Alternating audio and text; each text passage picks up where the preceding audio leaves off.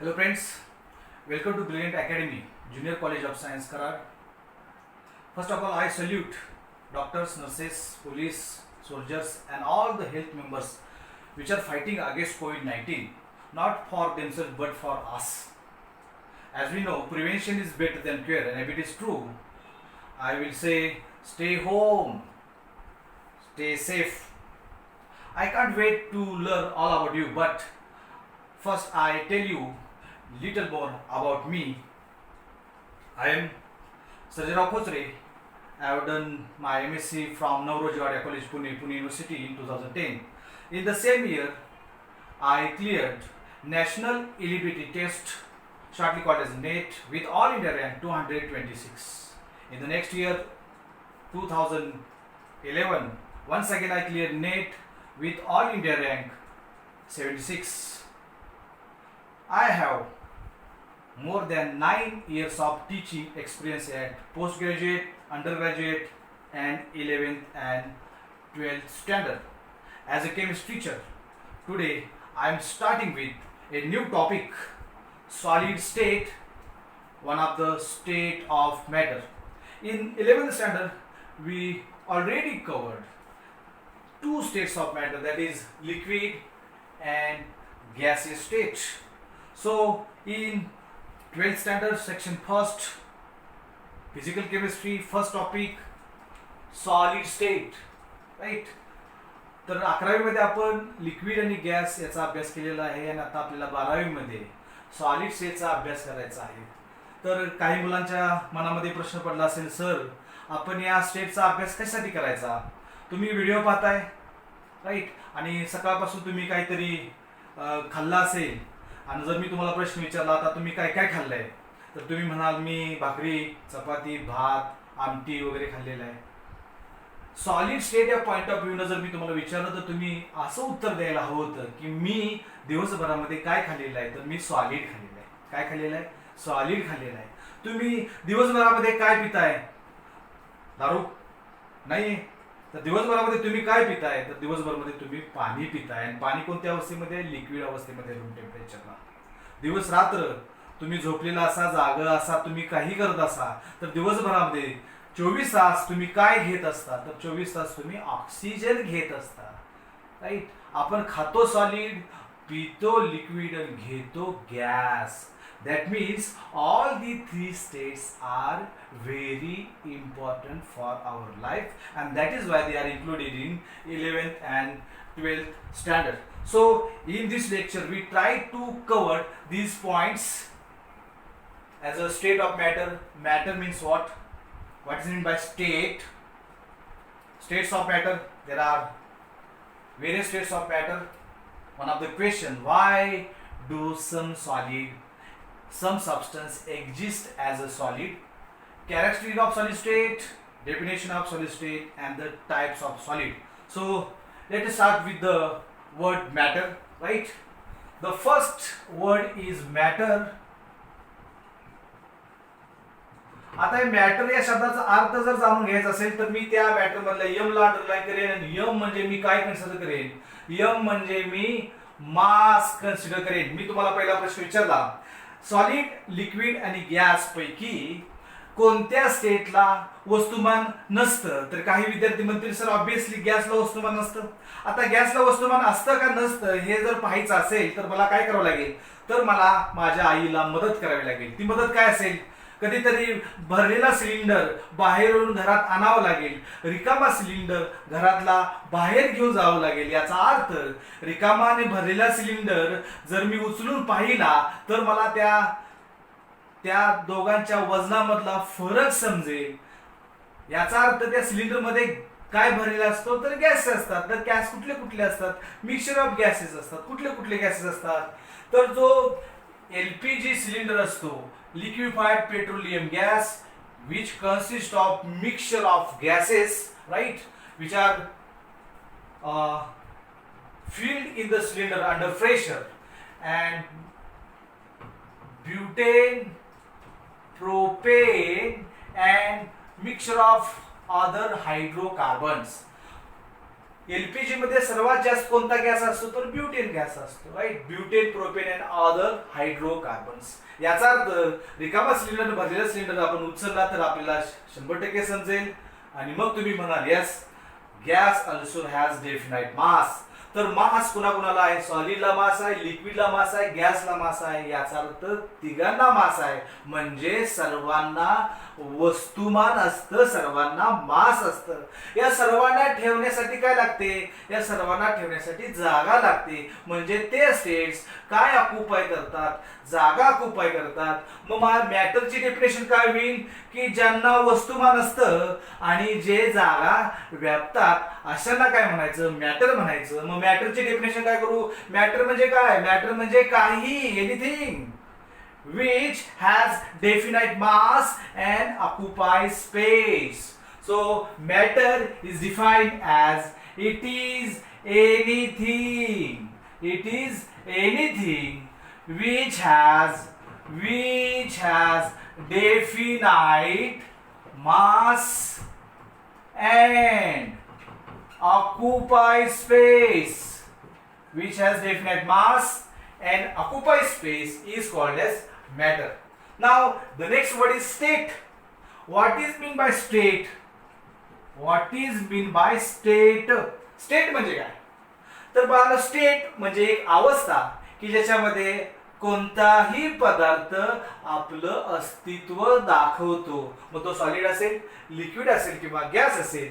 स्टेटची डेफिनेशन काय? It is distinct form. It is distinct form in which की ज्याच्यामध्ये मॅटर काय करतो? एक्झिस्ट करतो. in which matter can exist. in which matter can exist is called as state. There are solid, liquid, gas. These are three common states of the matter. Now what are the states of matter? Sir तुम्ही तर already बोर्डवरती लिहिलेलं आहे, solid, liquid, gas या काय असतात? States of matter असतात, right. तर बघा, basically there are 5 states of matter. Number 1 solid, second liquid, third is gas, no doubt. But fourth one is plasma and fifth one is Bose Einstein. EIN मध्ये काय लिहायचं असतं? ST. परत काय लिहायचं? EIN. Bose Einstein condensate. Bose Einstein condensate. आता shortly आपण या दोन स्टेटचा थोडासा अभ्यास करू आपण, राईट. प्लाझ्मा म्हणजे नेमकं काय असतं? Plasma is one of the state of matter, no doubt. So it is one of the state which consists of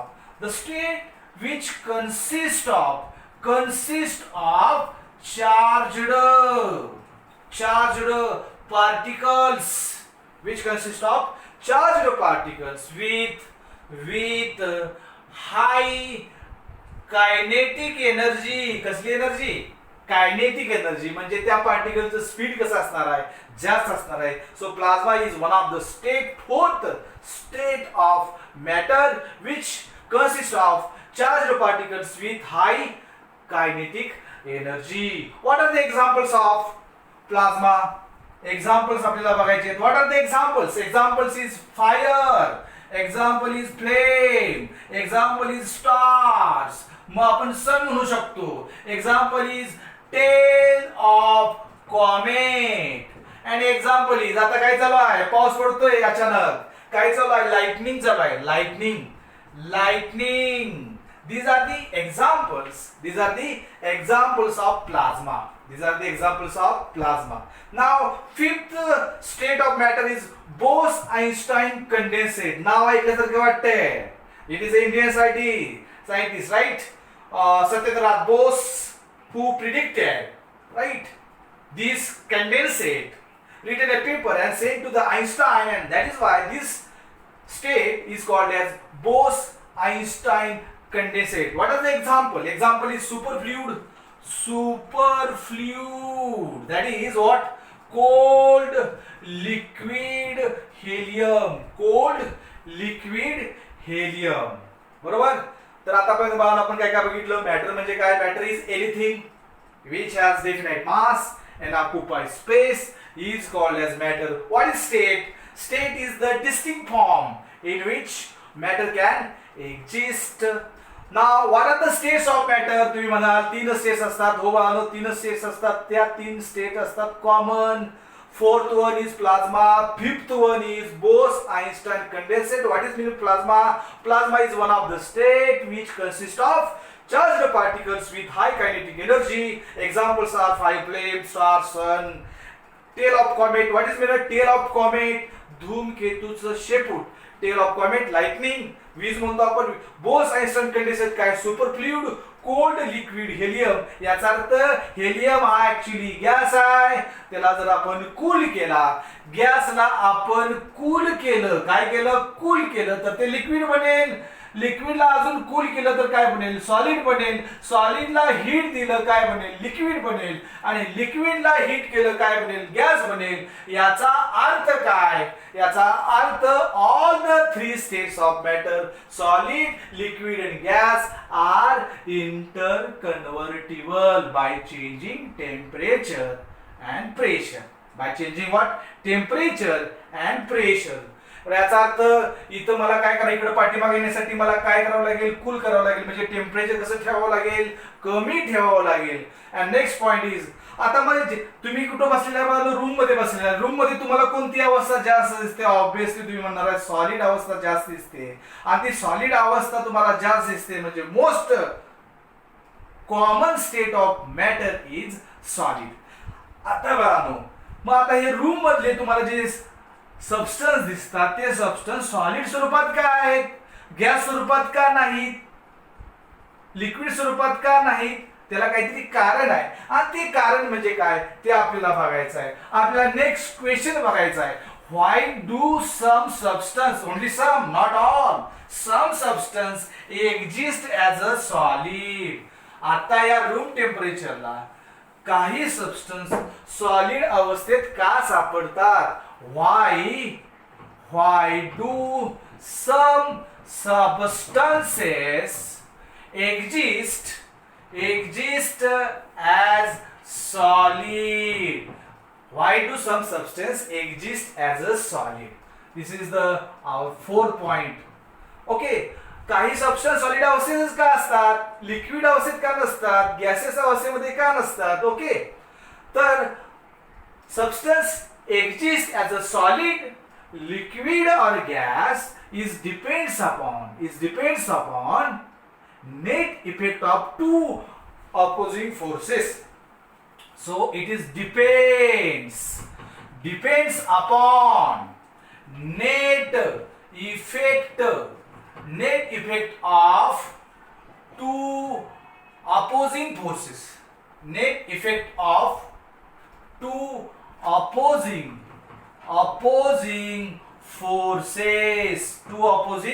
forces. आता त्यातले कुठले कुठले फोर्स आहेत? नंबर वन राईट, ए आपण म्हणूया. नंबर 1 तर inter particle forces, that is number 1. And second one, thermal energy, right? Interparticle forces and thermal energy. आता हे इंटरपार्टिकल फोर्सेस म्हणजे काय? हे जे 2 पार्टिकल दिसतात, या 2 पार्टिकल मधलं जे अट्रॅक्शन आहे त्या अट्रॅक्शनला काय म्हणणार आपण? इंटरपार्टिकल फोर्स म्हणणार. आता मला सांगा, हा जो पार्टिकल मी इथं दाखवला आहे, हा जो पार्टिकल म्हणजे नेमकं कोण कोण असू शकतं?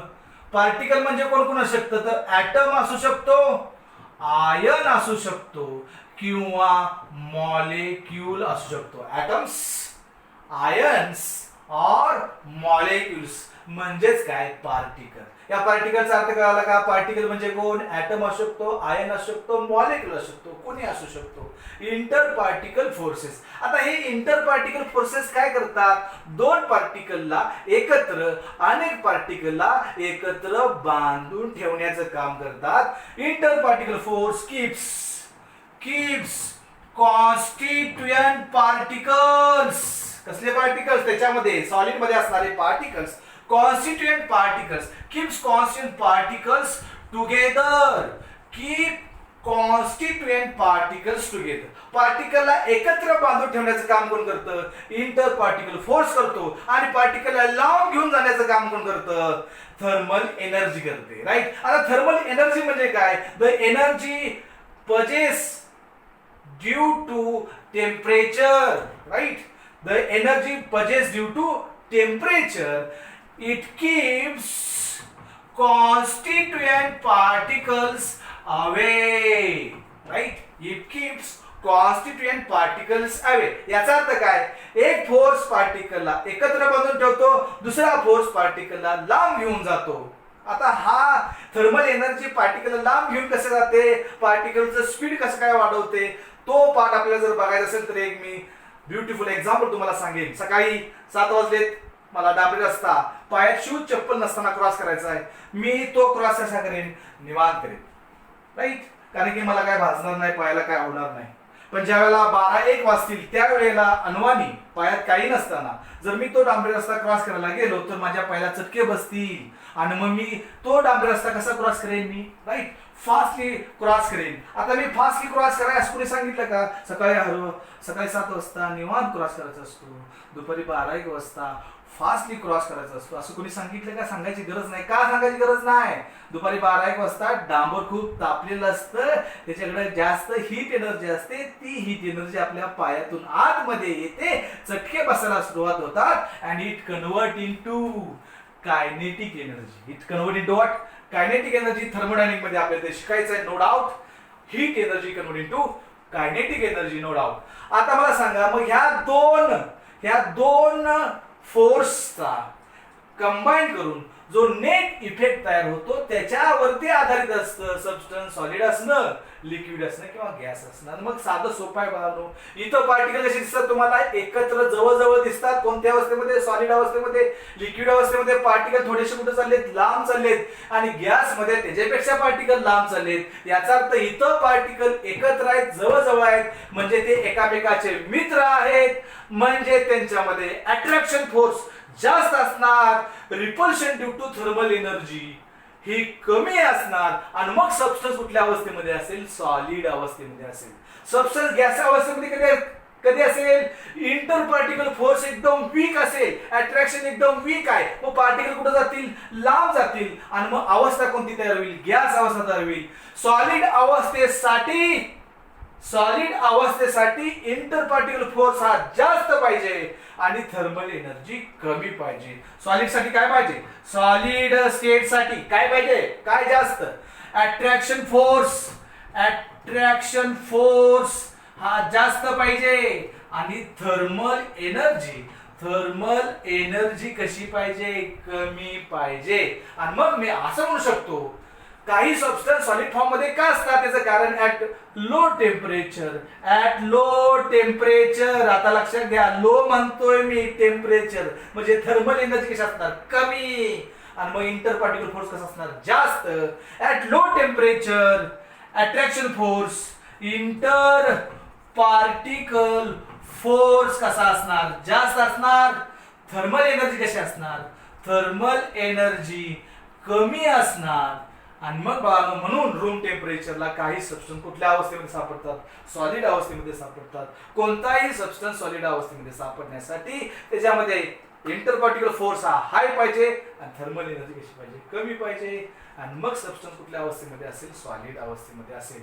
तर तुम्हाला काय असेल? Substance exist. आता जर तुम्हाला मी असा प्रश्न विचारला, which of the following factor is dominant for a substance to exist in a solid state? Solid state मध्ये असण्यासाठी खालीलपैकी कोणता फॅक्टर डॉमिनंट आहे? Number 1 low temperature, number B right high temperature, number C right low किंवा weak म्हणूया, weak cohesive forces, and D none of these we can say. तर बघा, low temperature पाहिजे का हाय टेम्परेचर पाहिजे? तर लो टेम्परेचर पाहिजे. लो टेम्परेचर असेल तर अट्रॅक्शन फोर्स जास्त असेल, थर्मल एनर्जी कमी असेल आणि सबस्टन्स सॉलिड फॉर्म मध्ये एक्झिस्ट करेल. आता नेक्स्ट पॉइंट आपल्याला काय बघायचा आहे? Characteristics of solid state. We are moving to next part. Next part is what? Characteristics of solid state. Solid अवस्थेमध्ये बाळांनो इंटर पार्टिकल फोर्स अट्रॅक्शन जास्त असतात, थर्मल एनर्जी कमी असणार. गॅसेस मध्ये थर्मल एनर्जी जास्त पाहिजे, inter particle force of attraction कसा पाहिजे? कमी पाहिजे. Next is what? Characteristics of solid state. आता सॉलिड स्टेटच्या मला कॅरेक्टरिस्टिक्स बघायचे आहेत आणि मी कम्पेअर करणार आहे लिक्विड आणि गॅसेस बरोबर. मी कोणाबरोबर कम्पेअर करणार आहे? लिक्विड आणि गॅसेस बरोबर मी कम्पेअर करणार आहे. पार्टिकल्स तुम्हाला कळाले, पार्टिकल्स कुठले असतात? ॲटम्स, आयन्स और मॉलिक्युल्स. नाउ कॅरेक्टरिस्टिक्स काय बघायचं आपल्याला? कॅरेक्टरिस्टिक्स बघायचे. काय बघायचे? कॅरेक्टरिस्टिक्स बघायचे. आता मला पहिली कॅरेक्टरिस्टिक कशावरून सांगता येईल? लुकिंग ॲट डायग्राम तुम्हाला इझिली सांगता येईल की इथं दोन पार्टिकल मधलं अंतर कसं आहे? दोन पार्टिकल मधलं अंतर इथं कमी आहे, इथं जास्त आहे. गॅस मध्ये त्याच्यापेक्षा कसं आहे? जास्त आहे. म्हणजे मी पहिली कॅरेक्टरिस्टिक अशी देऊ शकतो, दोन पार्टिकल मधलं अंतर एकदम कमी असतं. The inter particle distance. Particle कुठले कुठले असतात? Atoms, ions, molecules. The inter particle distance is very small. Very small. इथं कसं असणार? लार्ज. इथं कसं असणार? Very large. Large, very large. आता दोन पार्टिकल मधलं अंतर कमी आहे म्हणजे ते दोघं एकामेकाचे मित्र आहेत, म्हणजे त्यांच्यामध्ये अट्रॅक्शन फोर्स कसा असणार? स्ट्रॉंग असणार. पार्टिकल जवळ आहेत म्हणजे ते मित्र आहेत, पार्टिकल लांब आहेत म्हणजे ते दुश्मन आहेत, मग त्याच्यामध्ये रिपल्शन फोर्स जास्त असणार. इथं कसं असणार? अट्रॅक्शन फोर्स जास्त असणार. म्हणजे मी दुसरा पॉइंट लिहू शकतो, inter particle force of attraction is very strong.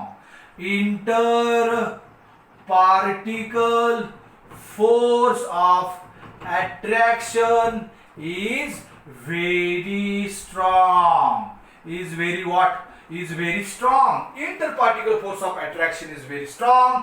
इथं असेल weak, इथं असेल very weak. Okay. Now third point. मला सांगा अट्रॅक्शन फोर्स एका पार्टिकलला दुसऱ्या पार्टिकलला स्ट्रॉंगली जर अट्रॅक्ट केलं तर त्या पार्टिकलला जागा सोडता येणार नाही. खोचरे सर जर सॉलिड असतील तर खोचरे सरांच्या मधला पार्टिकल म्हणजे एक खोचरे सर त्यांना आपली स्वतःची जागा बदलता येणार नाही. मग खोचरे सर काय करू शकतात? थोडीशी हालचाल करू शकतात का? हो, राईट. काय म्हणतात त्याला?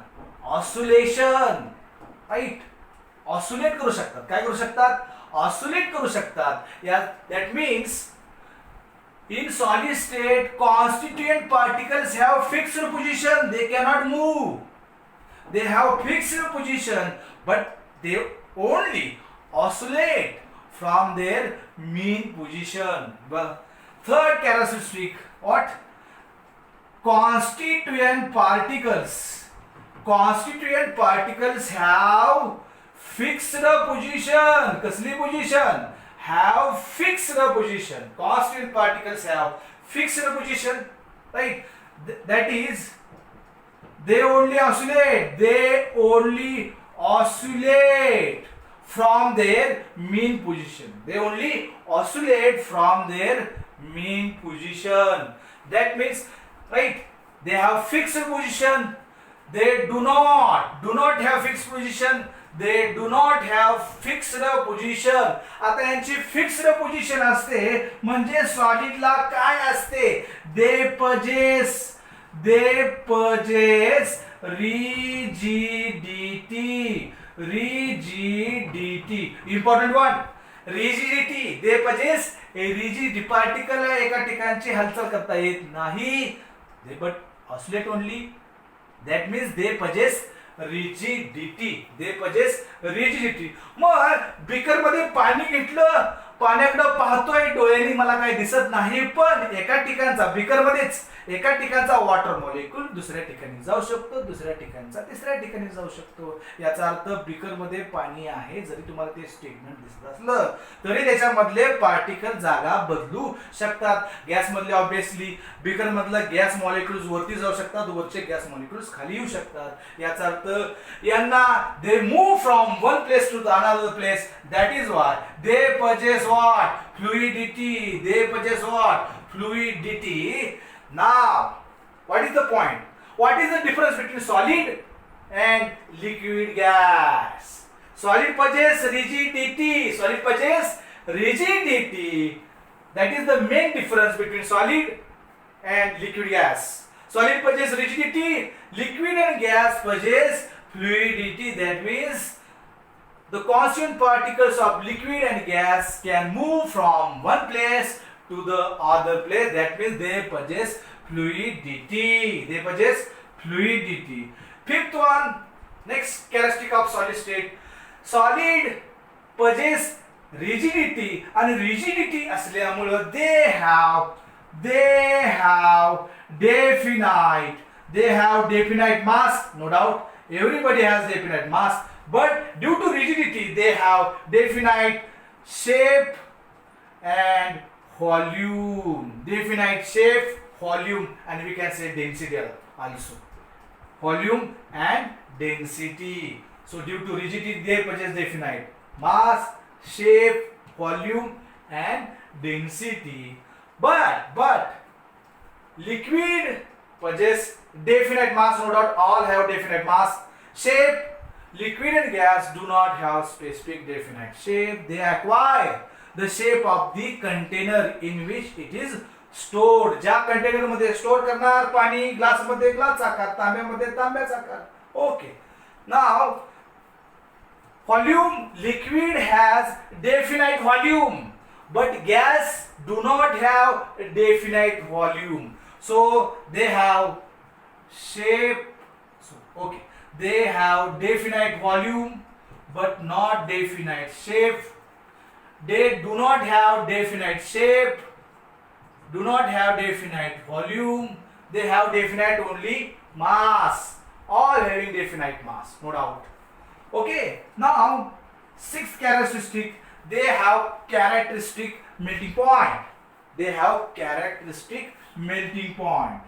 They have characteristic melting point. आता बाळांनो, ही एक नवीन टर्म आली आहे. ती टर्म आपण याच्यानंतर लगेच आपण डिस्कस करू what is mean by melting point, आणि नंतर मग आपण डेफिनेशन बघू सॉलिड स्टेटची definition. Okay. Now they have characteristic melting point. The beautiful example is ice. Ice जर आपण बाळांनो राईट गृहीत धरलं तर आईस, पाण्याचा बर्फ किती होतो तव्यावरती पाणी टाकल्यानंतर, आहे की नाही? तर पाणी आपण डीप फ्रीजर मध्ये जर ठेवलं तर त्या पाण्याच्या बर्फामध्ये रूपांतर होतं. आता बाळांनो, मी इथं या लाईन वरती लिहितोय टेम्परेचर. या लाईन वरती काय लिहितोय? टेम्परेचर. याच्यावरती काय लिहितोय मी? पॉइंट. हे पॉइंट काय नमूद करतात? टेम्परेचर. इथं मी किती लिहिलं? 0 डिग्री सेल्सिअस. किती लिहिलं? 0 डिग्री सेल्सिअस. या साईडला काय आहे? Liquid water. या साईडला काय आहे? सॉलिड आईस आहे. Liquid water, solid ice. Ice कसा असतो? सॉलिड असतो. आणि मग आता मी प्रश्न विचारला, या लाईनला, या पॉइंटला, या 0 डिग्री सेल्सिअसला कोण कोण टच करत? तर या लाईनला इकडून आईस टच करणार आहे, इकडून वॉटर टच करणार आहे. राईट. 0 डिग्री सेल्सिअसच्या वरती फक्त काय असणार? वॉटर, पाणी असणार लिक्विड फॉर्म मध्ये. 0 डिग्री सेल्सिअसच्या खाली काय असणार आहे? आईस असणार आहे. Provided water should be pure. Right. आणि मग या 0 डिग्री सेल्सिअसला कोण कोण आहे? दोघं पण आहे. कोण आहे? इकडून कोण आहे? आईस आहे. इकडून कोण आहे? लिक्विड वॉटर आहे. याचा अर्थ 0 डिग्री सेल्सिअस असा एक पॉइंट आहे की त्या पॉइंटला आईस आणि वॉटर म्हणजे सॉलिड आणि लिक्विड अवस्था एकत्रित एकत्रित प्रेझेंट असतं. याचा अर्थ 0 degree Celsius it is the point, it is the temperature. आणि म्हणून म्हणतात मेल्टिंग पॉइंट. मग हे पॉइंट म्हणजे काय असतं बाळांनो? टेम्परेचर. शेवटचा शब्द पॉइंट, त्याचा earth temperature. It is the temperature. It is the temperature at which, या पॉइंटला सॉलिड अँड लिक्विड त्या सबस्टन्सची अवस्था को exist at equilibrium. So it is the temperature at which it is the temperature at which solid and its liquid, त्या सबस्टन्सचा solid and liquid coexist at equilibrium. Melting पॉइंटची definition काय झाली बाळांनो? State बोर्डाला प्रश्न विचारला जाऊ शकतो बाळांनो की melting point, define melting point, define boiling point. Right, last time boiling पॉइंटची मला वाटतं डेफिनेशन आली होती. So what is the definition of melting point? Melting point म्हणजे बाळांनो त्या ठिकाणचं temperature. It is the temperature at which solid and its liquid form coexist at equilibrium is called as melting point. आता melt होत असताना बाळांनो Khochare sir 1 gram घेतले आणि खोचरे सरांना काय करायचं आहे? मेल्ट करायचं आहे. समजा खोचरे सरांचा मेल्टिंग पॉइंट बाळांनो 150 डिग्री सेल्सिअस आहे. याचा अर्थ खोचरे सर 150 डिग्री सेल्सिअसला 1 ग्राम घेतलेले खोचरे सर पूर्णतः 150 लाच मेल्ट होणार. परत टेम्परेचर मेल्ट होताना टेम्परेचर वाढत नाही. मेल्ट होताना टेम्परेचर कॉन्स्टंट राहतं. Right, 150 degree Celsius. आता दुसरा एक तिथं पॉइंट तुम्हाला नमूद करतो बाळांनो, फ्रीजिंग पॉइंट. तुम्ही ऐकलं असेल फ्रीजिंग पॉइंट. मेल्टिंग पॉइंट म्हणजे काय? Solid is converted to liquid and freezing point म्हणजे काय? Liquid is converted to solid. मग बाळांनो मला सांगा, पाण्याचा बर्फ किती डिग्री सेल्सिअसला होतो? पाणी कितीला फ्रीज होतं? 0 डिग्री सेल्सिअसला. बर्फ कितीला मेल्ट होतो? 0 डिग्री सेल्सिअसला. याचा अर्थ melting point and freezing point are one and the same. Melting point and freezing point कशा असतात? एकच असतात, वेगळे नसतात. लिक्विडचं सॉलिड फ्रीजिंग आणि सॉलिडचं लिक्विड मेल्टिंग, आणि दोन्ही पॉइंट कसे असतात? सेमच असतात. Melting point of ice 0 degree Celsius.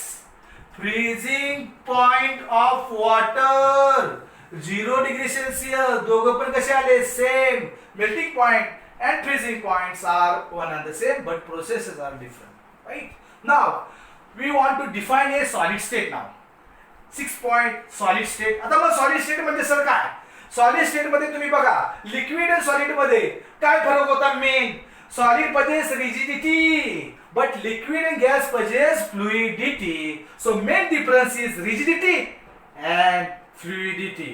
So what is meant by solid? Solid possess rigidity. So it is one of the state. What is the definition? What is the definition of solid state? Solid state. आता या solid state ची definition काय होईल बाळांनो? शेवटचा शब्द आहे state. It is state of matter. It is state of matter which possess what? Which possess rigidity. आणि आता मग बाळांनो तुम्ही सांगा बरं, rigidity असल्यामुळे काय होईल? Which possess rigidity and hence definite shape.